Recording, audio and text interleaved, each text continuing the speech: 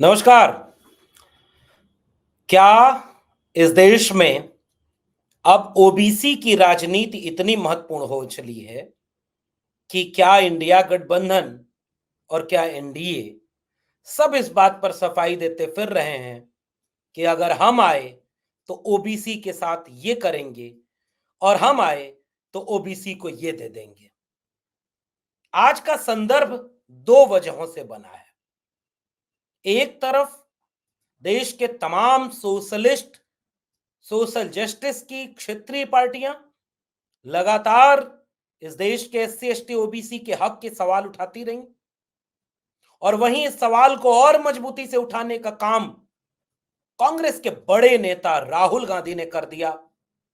और तब से भारतीय जनता पार्टी इस मुद्दे पर ऐसे दबाव में है कि आज अमित शाह जी ने दो जगह दो तरह से बयान दिए हैं, आज और कल को लेकर के।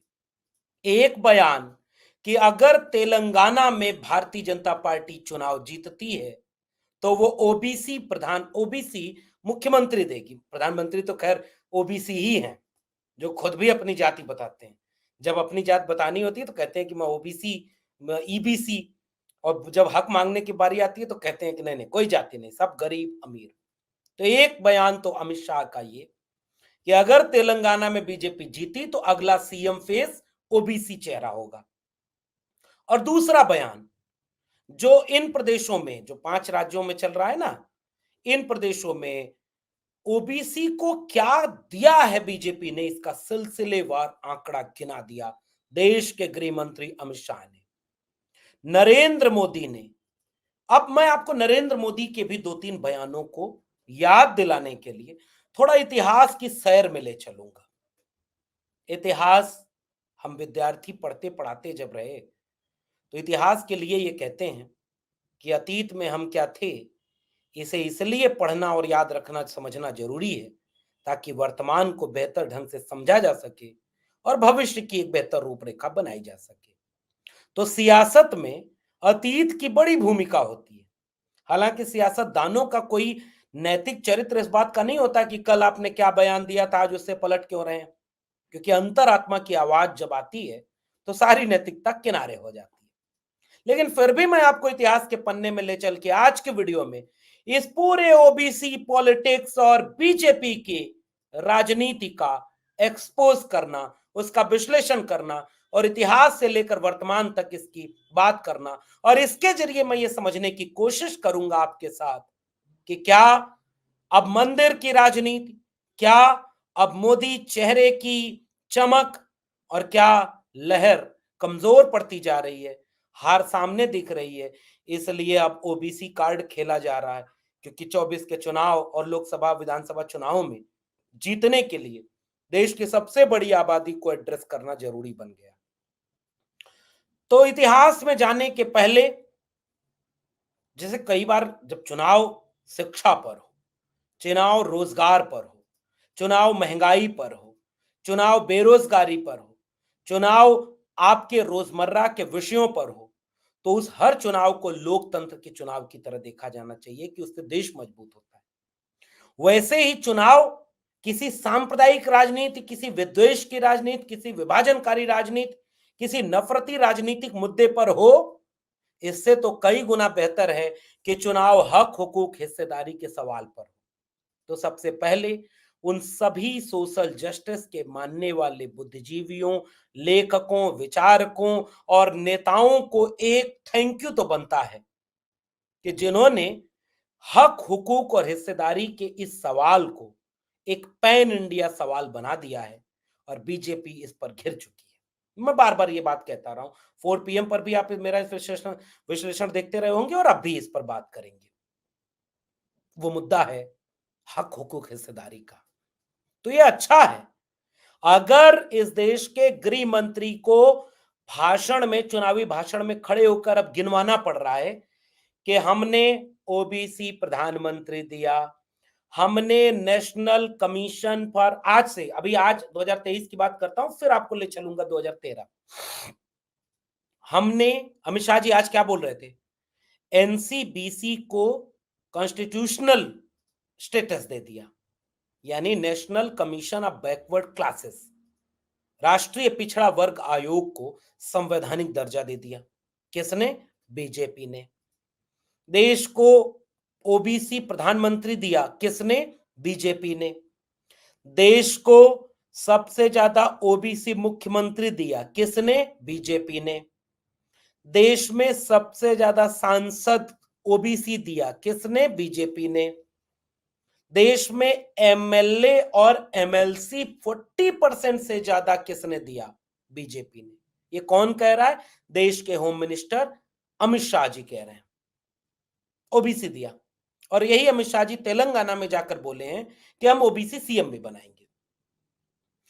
अब इससे थोड़ा सा आप फ्लैशबैक में चलते हैं, बहुत दूर नहीं जाएंगे, 13 में आएंगे, लेकिन थोड़ा 93 तक चलें, 90 तक चलें, जब इस देश में मंडल आंदोलन चल रहा था। और इस इतिहास को बार बार याद करना जरूरी है। जब इस देश में मंडल आंदोलन की सियासत शुरू हुई तो मंडल की पूरी लड़ाई ही इस बात की लड़ाई थी कि मंडल कमीशन की रिकमेंडेशन कह रही है कि इस देश में 52% आबादी अदर बैकवर्ड कम्युनिटी की है। इस 52% आबादी की नौकरियों में हिस्सेदारी 12% है ग्रुप सी और डी में, और ग्रुप ए तक जाते जाते 3 से 4% ओबीसी ही केवल नौकरियों तक पहुंच पाए, शिक्षा तक पहुंच पाए 10-12%। इस देश में सरकारी संपत्ति, सरकारी जमीन, सरकारी नौकरी, सरकारी शिक्षा के विशाल वृक्ष में से, विशाल खेत में से बहुत 10%, 12%, 14% तक ही ओबीसी को मिला, जिनकी आबादी मंडल कमीशन बता रहा था कि 52% है। तो मंडल कमीशन को जब विश्वनाथ प्रताप सिंह ने लागू किया, जिनको देश में कहा गया कि जो लाल डायरी लेकर के भ्रष्टाचार खिलाफ बोलते थे तो कहा जाता था राजा नहीं फकीर है, देश की तकदीर है। और जब मंडल लागू कर दिया और घोषणा की कि मैंने राजनीति का व्याकरण बदल दिया है, इस देश की आधी से ज्यादा आबादी के नौजवानों के भीतर एक गुस्सा पनप रहा है। वो पूछते हैं कि इस देश में हमारा हिस्सा कहां है, हमारी जगह कहां है, हमारी हिस्सेदारी कहां है, जो आज राहुल गांधी पूछ रहे हैं। 90 में 3 कैबिनेट सेक्रेटरी और 100 रुपए के बजट में से केवल 5 रुपए के बजट का निर्धारण ओबीसी कर रहा है। जिस दिन से राहुल गांधी ने पूछा, जिस दिन से राहुल गांधी ने मीडिया वालों को सामने बिठाकर कहा कि बताओ कितने आप में दलित पिछड़े हैं। अच्छा, ये सवाल आपको बुरा सवाल लगा कि जातिवादी सवाल लगा? जरा एक बार सोचिएगा। जिस दिन राहुल गांधी ने यह सवाल किया, आपको तो लगा होगा, आप अगर न्याय प्रिय होंगे, संविधान प्रिय होंगे, सोशल जस्टिस वाले विचार के समझने वाले होंगे, तो आपको समझ में आएगा नहीं, सवाल तो वाजिब है। जैसे अगर कोई ये सवाल करे कि महिलाएं देश चलाने में कहां है, तो ये सवाल वाजिब है। महिलाओं को देश चलाने में बराबर की जगह देनी है तो आरक्षण देना पड़ेगा, क्योंकि पुरुष वर्चस्व में महिलाओं का बिना आरक्षण के अपनी आबादी के मुताबिक हिस्सेदारी सुनिश्चित नहीं हो पा रही। तो ये सवाल आपको बुरा नहीं लगता? और जैसे क्योंकि विभाजन महिला के नाम पर हुआ तो महिला के नाम पर आरक्षण देना होगा, तो जिन जातियों को शिक्षा, रोजगार, अवसर जाति के नाम पर छीने गए, उनको जाति के नाम पर ही तो आगे अवसर देंगे। और यही मंडल कमीशन के रिकमेंडेशन में भी था, मंडल कमीशन के एक्सप्लेनेशन में था। इसीलिए इंदिरा साहनी जजमेंट में मंडल कमीशन टिक गया और उसके नाम पर रिजर्वेशन मिल गया। और उस रिजर्वेशन को बीपी सिंह ने जब लागू कर दिया तो राजा नहीं फकीर है, देश की तकदीर है कहने वाले लोगों ने राजा नहीं रंक है, देश का कलंक है नारे लगाए और वीपी सिंह विलन बना दिए गए। इस देश में ये एक किस्म का विमर्श चलता है। अब आइए वो लंबे इतिहास में न जाकर के सीधे पूछते हैं कि बीजेपी उस समय कहां खड़ी थी। बीजेपी क्या ओबीसी को हक दिलाने वाली इस पूरी लड़ाई में बीजेपी कहां खड़ी थी? गृह मंत्री अमित शाह, प्रधानमंत्री नरेंद्र मोदी इस बात का जवाब दें कि क्या मंडल के विरोध में सरकार से समर्थन वापस लिया गया बीजेपी के द्वारा या नहीं लिया गया? सवाल नंबर 1। सवाल नंबर 2, क्या मंडल के विरोध में कमंडल नहीं आया? क्योंकि उसके पहले पालमपुर अधिवेशन में तो बीजेपी ये कह चुकी थी कि राम मंदिर आंदोलन हमारे नेतृत्व में नहीं चलेगा, समर्थन जरूर रहेगा, इसे विश्व हिंदू परिषद चलाए। और रथ यात्रा लेके कौन निकल गया? किसने कहा रामलला हम आएंगे मंदिर में? बनाया मंदिर, बन गया मंदिर। लेकिन कमंडल ने मंडल के विरोध में पूरी पॉलिटिक्स क्यों की? इसका जवाब क्या अमित शाह देंगे क्या ओबीसी को हक देने के इस सवाल पर बीजेपी उस समय समर्थन में थी या नहीं थी? इसका जवाब अमित शाह को इस देश को देना चाहिए कि नहीं देना चाहिए। सवाल नंबर 2, कल्याण सिंह हिंदुत्व के बड़े चेहरे बना दिए गए, मुख्यमंत्री थे, सदन में सुप्रीम कोर्ट के सामने एफिडेविट दी थी, सब कुछ हुआ, फिर भी उन्होंने उस पूरे प्रकरण में आंदोलन के समय हिंदुत्व का पक्ष लिया। बीजेपी ने कल्याण सिंह के साथ गैर बराबरी पद से निकाला, पार्टी से निकाला। क्यों? लोधी समुदाय से आने वाले, ओबीसी कम्युनिटी से आने वाले कल्याण सिंह के साथ बीजेपी ने यह रवैया क्यों किया? सवाल नंबर 2। सवाल नंबर 3, उसी मंदिर आंदोलन, कमंडल आंदोलन के बड़े चेहरे के रूप में उमा भारती जो ओबीसी चेहरा थी, अब अमित शाह और मोदी जी जवाब दें इस देश के ओबीसी को। उमा भारती जी जो मंदिर आंदोलन की एक बड़ी चेहरा थी, वो भी ओबीसी कम्युनिटी से आती थी, वह भी मध्य प्रदेश के मुख्यमंत्री थी जैसे कल्याण सिंह यहां के थे। उनका क्या हुआ इस पर? चौथा सवाल, जब 2006 में अर्जुन सिंह की सरकार मंडल पार्ट 2 लागू कर रही थी, तो अमित शाह जी आपकी पार्टी कहां खड़ी थी? इसका जवाब दीजिए। और आगे बढ़िए अमित शाह जी, 2006 आ गया ना, अब 2013, जब इस देश के प्रधानमंत्री जी ने इस देशवासियों को यह कहा कि मैं ओबीसी मां का बेटा हूं और ये लोग ओबीसी का अपमान कर रहे हैं। अखिलेश यादव 2017 में जब सीएम पद से हटते हैं, उनकी पार्टी चुनाव हारती है, बीजेपी चुनाव जीतती है, तो जिस मुख्यमंत्री आवास में मायावती जी मुख्यमंत्री रही हों, रहती रही हों, जिस मुख्यमंत्री आवास में अखिलेश यादव जी रहते रहे हों, जब योगी आदित्यनाथ जी अपने आने के पहले गंगा जल से उसको धुलवाते हैं और पवित्र करके एक ओबीसी का अपमान करते हैं, तो बताइए अमित शाह जी और बताइए नरेंद्र मोदी जी, आप लोगों ने इस पर कोई टिप्पणी आज तक की? क्या ये ओबीसी का अपमान था का नहीं था? क्योंकि राहुल गांधी जब ये सवाल पूछ देते हैं कि ये जो पैसा लेके जो भाग गए नीरव मोदी, ललित मोदी, इनका मोदी जी से क्या रिश्ता है, तो इसी बीजेपी ने पैन इंडिया कैंपेन चलाया कि मोदी मोदी सरनेम करके।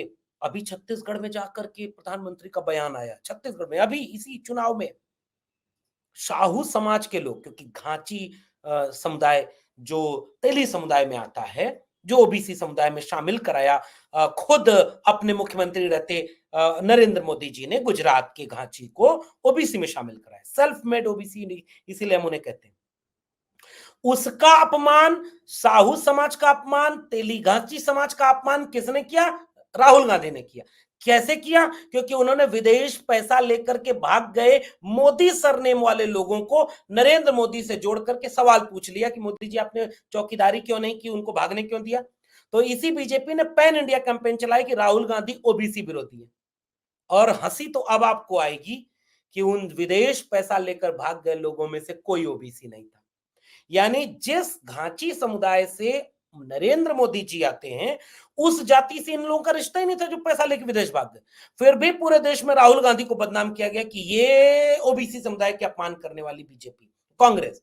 और आज भी जब अमित शाह जी ने बयान दिया तो कहा कि कांग्रेस पार्टी काका कालेलकर कमीशन लागू नहीं किया, ये कांग्रेस पार्टी मंडल कमीशन लागू नहीं किया, ये Congress party national commission of backward classes को कॉन्स्टिट्यूशनल स्टेटस नहीं दिया, ये कांग्रेस पार्टी ओबीसी का कोई हक नहीं दिया।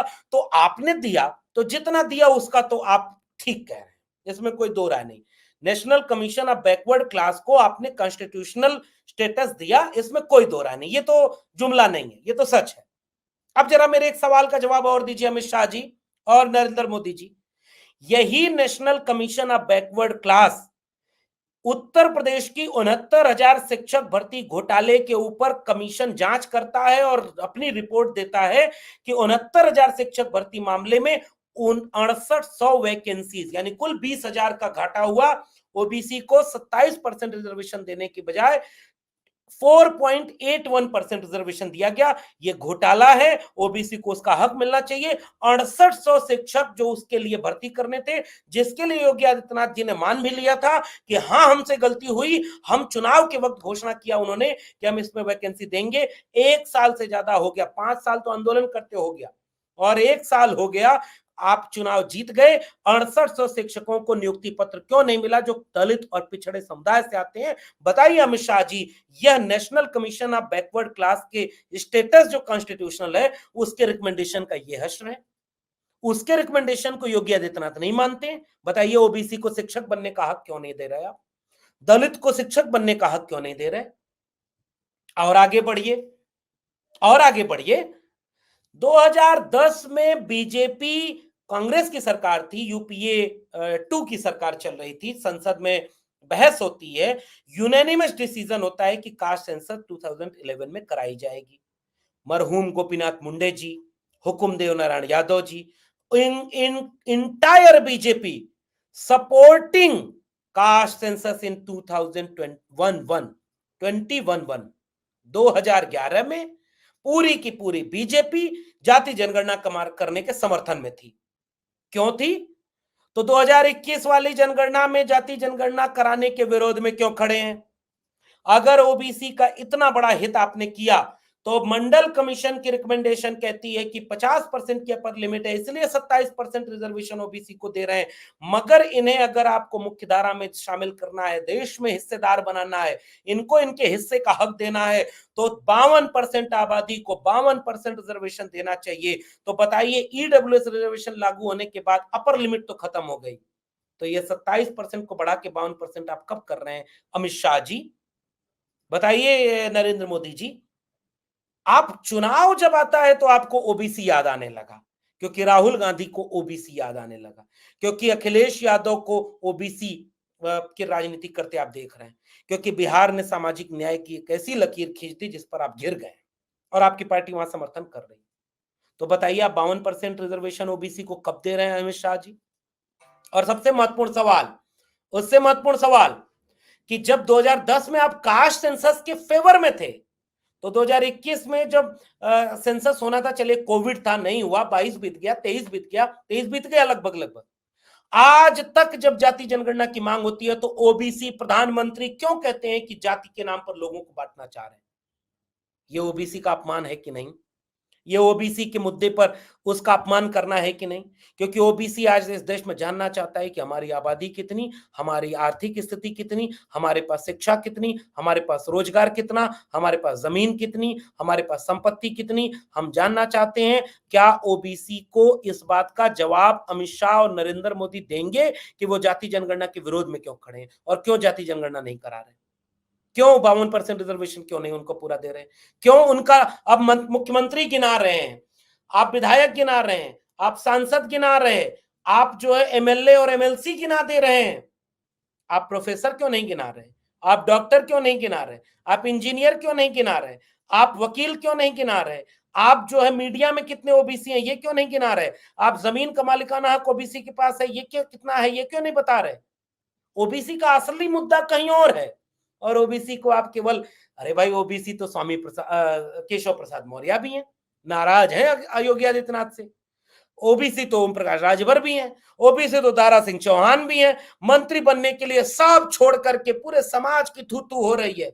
उनको कितना अपमानित करना जा रहा है। उत्तर प्रदेश के मुख्यमंत्री योगी आदित्यनाथ उनको मंत्री नहीं बना रहे। बताइए अमित शाह जी, अमित शाह जी, ओबीसी हैं कि नहीं ओम प्रकाश राजभर? ओबीसी हैं कि नहीं दारा सिंह चौहान? ओबीसी हैं कि नहीं केशव प्रसाद मौर्य? क्यों इनका अपमान उत्तर प्रदेश में हो रहा है? क्या इस बात का जवाब नरेंद्र मोदी जी और अमित शाह जी उत्तर प्रदेश और देश को देना चाहेंगे कि केवल वोट लेने के लिए इनकी जातियों के नेताओं को सिंबल की तरह, रबर स्टाम्प की तरह आगे रख दिया जाए और जो उस समाज का मुद्दा है उसको पीछे रख दिया जाए? मैं बधाई देना चाहता हूं राहुल गांधी को जो उस समाज के मुद्दे को उठा रहे। राहुल गांधी क्या कह रहे हैं कि 100 रुपए में से 5 रुपए का निर्णय केवल ओबीसी अधिकारी लेते हैं। तो ये 95 रुपए का निर्णय कौन लेता है? ये है ओबीसी का सवाल। जाति जनगणना हो के पता चले कि शिक्षा कितना, रोजगार कितना, नौकरी में कितने ओबीसी आए, कितना जमीन उनके पास है, कितनी संपत्ति उनके पास है। इसलिए जाति जनगणना का समर्थन बिहार ने किया, यूपी के समाजवादी पार्टी कर रही है, बहुजन समाज पार्टी कर रही है, इंडिया गठबंधन कर रहा है, कांग्रेस पार्टी कर रही है। बताइए अमित शाह जी, इस पर आप बयान क्यों नहीं देते? बताइए इन सारे मुद्दों पर, जो ओबीसी के ओरिजिनल मुद्दे हैं उस पर आप बात नहीं करते, आप केवल मुखौटों को दिखाते हैं। देखो हमने इतने मुखौटों को मुख्यमंत्री बना दिया, इतने मुखौटों को। अरे भाई वो सारे जो लोग बनाए हैं, उत्तर प्रदेश के ही 69,000 शिक्षक भर्ती घोटाले वाले रोज अनुप्रिया पटेल के घर जा रहे हैं, आशीष पटेल के घर जा रहे हैं, संजय निषाद के घर जा रहे हैं, और जो है स्वामी केशव प्रसाद मौर्य के घर जा रहे हैं कि भैया आपके मुख्यमंत्री ने कहा था 6800 ओबीसी और दलित को शिक्षक भर्ती हम करा देंगे, वो नहीं करा रहे और उनको लाठी मारी जा रही है। ये है असली चेहरा और ये है असल हकीकत। हार जब सामने आती है तो आप भी जातिवाद करते हैं, और जब आपको हक देना होता है तो आप कहते हैं गरीब ही केवल एक जाति है और कोई जाति नहीं। जो हक मांग रहा है उसको कहते हैं ये जातिवादी है, ये जाति के नाम पर लोगों को लड़ाना चाह रहे हैं। इसलिए मेरा स्पष्ट मानना है कि नरेंद्र मोदी और अमित शाह ओबीसी के मुद्दे पर उत्तर प्रदेश से नहीं पूरे देश में बुरी तरह घिर गए हैं, और अब उन्हें उनका हक हुकूक हिस्सा देना पड़ेगा, वरना ये ओबीसी का मुद्दा बीजेपी की लुटिया डुबोने के लिए तैयार बैठा है, क्योंकि आपने उनके नाम पर उनका वोट लिया और उनको कोई हक नहीं दिया। आपका क्या मानना है इस पूरे विश्लेषण पर? नीचे कमेंट बॉक्स करके जरूर बताइएगा। देखते रहिए 4 पीएम, फिर मिलेंगे किसी और विषय पर विश्लेषण के साथ। तब तक के लिए बहुत बहुत धन्यवाद।